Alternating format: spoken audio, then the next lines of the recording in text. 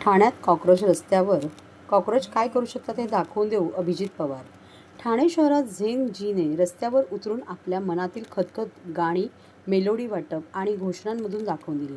ठाण्यातील तरुणांनी पेपरफुटी, बलात्कार, बेरोजगार याविरोधात एकत्र येत कॉक्रोच आंदोलन केले. या आंदोलनात मोदी आणि मेलोनी यांची वेशभूषा केलेल्या तरुण-तरुणींनी मेलोडी चॉकलेटचे वाटप केले.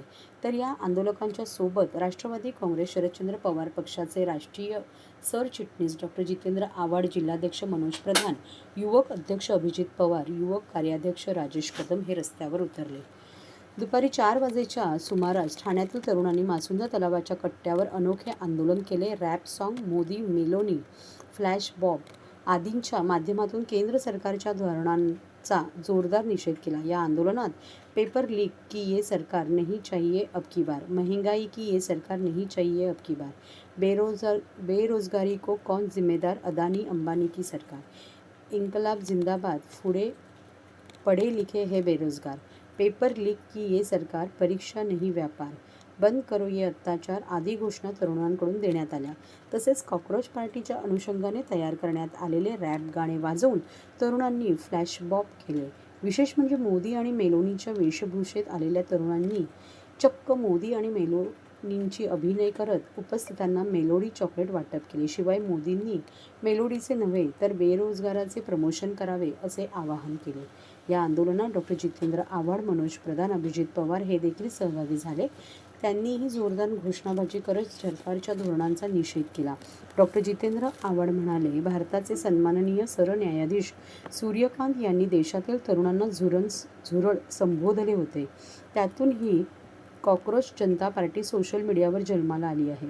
आपल्या देशात अनेकांना शिक्षण मिळत नाही, ज्यांना शिक्षण मिळते त्यांना नोकऱ्या मिळत नाही. त्यामुळे तरुण वैफल्यग्रस्त झाला आहे. या वैफल्यग्रस्त तरुणांना कॉक्रोच म्हणणे संयुक्तित नाही. भारतात जगातील सर्वाधिक युवा शक्ती आहे. या युवा शक्तीचा उद्रेक होईल असेच हे भाष्य आहे. भारताची अर्थव्यवस्था डबघाईस आली आहे.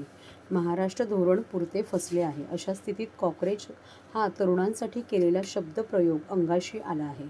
आज कॉक्रोच जनता पार्टीचे 25 मिलियन फॉलोअर्स झाले आहेत.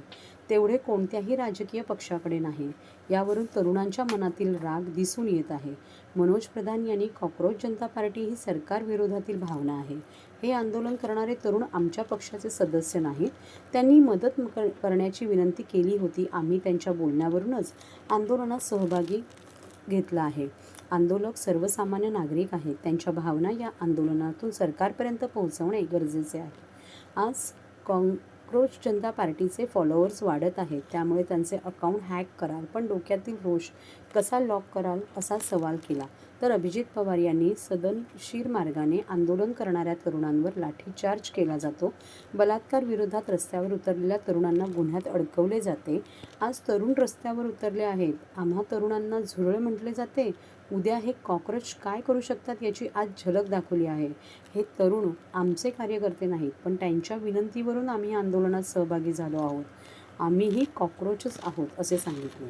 या आंदोलनात राष्ट्रवादी शरदचंद्र पवारच्या वतीने सरकार नगरसेवक यासिन कुरेशी, सुधीर भगत, शाकीर शेख, नगरसेविका मनीषा भगत यांच्यासह मिलिंद बनकर, गजानन चौधरी, माधुरी सोनार, शशी पुजारी, कैलास हावळे, महेश मोरे आदी सहभागी झाले होते. होता तरुणांचा कुठेतरी बघा, एक मी तुम्हाला सांगतो की शुक्लाजी थोडा बोलून नीचे करे ना. एकदम movement chief justice of India his lordship Suryakantji Kunal मागे यांनी जे काही कुणाल मागे कॉक्रोच येते हे त्याने का म्हटले माहित नाही, पण तरुणांच्या माथ्यात डोक्यात गेलं ते की आम्हाला कॉक्रोच म्हणणं काय. आणि कॉक्रोच हा असा प्राणी आहे की तो कुठल्याही परिस्थितीत जिवंत राहतो. आणि एक लक्षात घ्या, या एका शब्दामुळे देशभरातलं वातावरण बदललं. कॉक्रोच जनता पार्टी कोणाच्या सुपीक डोक्यातनं बाहेर पडली मला माहित नाही, पण 25 कोटी फॉलोअर झालेत. 25 कोटी फॉलोअर.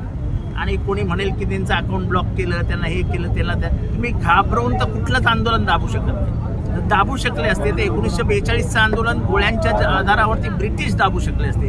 ते दाबू शकले नाहीत कधी आंदोलन, तर तुम्ही काय दाबणार? किती जणांना माराल? ज्याप्रमाणे तरुणांचा बेरोजगारीचा प्रश्न आहे त्याचप्रमाणे महागाईचा देखील मोठ्या प्रमाणात प्रश्न आहे. सगळेच प्रश्न उभे राहणार आहेत. महागाईचा प्रश्न उभा राहणार आहे, बेरोजगारीचा प्रश्न उभा राहणार आहे, शेतीचा प्रश्न उभा राहणार आहे, शेतीमालाचा प्रश्न उभा राहणार आहे, वाहतुकीचा प्रश्न उभा राहणार आहे. सगळे प्रश्न या देशासमोर पुढच्या 8-10 दिवसामध्ये उभे राहतात. 12 दिवसात चौथ्यांदा नीटचं देखील पेपर फुटी प्रकरण ताजंच आहे कारण नीटचे पेपर फोडणाऱ्या प्राध्यापकांना लाज वाटली पाहिजे. एवढ्या चांगल्या आणि पुण्यातले 3 जण पेपर सेट करायला कसे असतात आणि तेच 3 जण पकडले जातात. काहीतरी कनेक्शन असेल ना पुण्यातलं. नीटची काही विद्यार्थ्यांनी आत्महत्या पण केलेली आहे. करणारा पोरं आत्महत्याच करणार आहे. राहिलंय काय भारतामध्ये? पेपर फोडण्यासाठी जर शिकलेले सावरलेले लोक पुढे येत असतील आणि करोडो रुपये घेऊन पेपर फोडणार असतील तर आमचं आयुष्य ते बर्बाद करतायत असं पोरांच्या मनात येणं स्वाभाविक आहे. डुप्लिकेट मोदी मेलोनी तुम्ही आणले, कॉक्रोच जनता पार्टीचं एक प्रकारे तुम्ही समर्थन करत आम्ही कॉक्रोच जनता पार्टीचं समर्थन करतोय, ओपनली करतोय. कॉक्रोच जनता पार्टी कुठले जातीचं पातीचं ह्याचं त्याचं काही करत नाही. कॉक्रोच जनता पार्टीच्या मागे जो आवाज उभा राहतोय तो तरुणांच्या मनातली वैफल्यग्रस्तता आहे जी आम्ही 1 वर्ष बोलून दाखवतोय.